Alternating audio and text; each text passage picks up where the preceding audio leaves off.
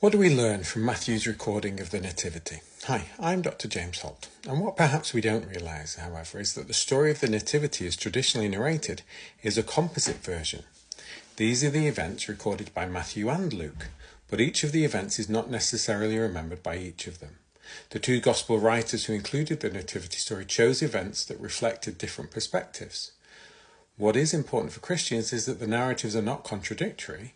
Rather, the authors chose to include different emphases because of their sources and also because of who they were writing to. When we read Matthew's Gospel, we read a book that was written for a Jewish audience.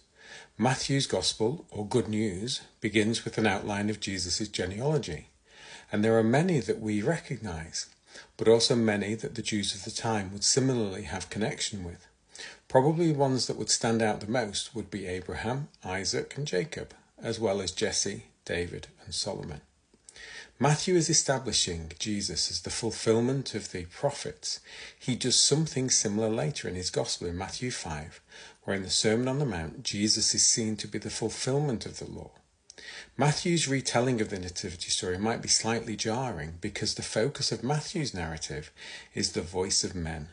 The first verses following the genealogy surround Joseph, his reaction to Mary, and a visitation of the angel to him in a dream. The Annunciation to Mary seems to have been skipped over. It's not that Mary is unimportant, for in the next couple of verses Matthew quotes Isaiah in recognizing, "A virgin shall be with child and shall bring forth a son, and they shall call his name Emmanuel."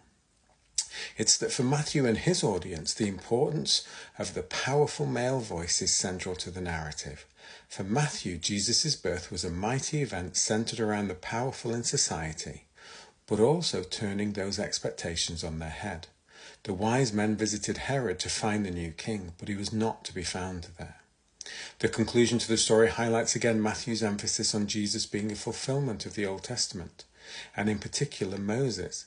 The massacre of the innocents by Herod when he discovers the wise men have returned home without reporting to him would be reminiscent to the Jewish reader of a similar event around the time of the birth of Moses. Like Moses, Jesus escapes, this time not in a basket, but with Joseph and Mary, with Joseph having been warned in a dream to go to Egypt.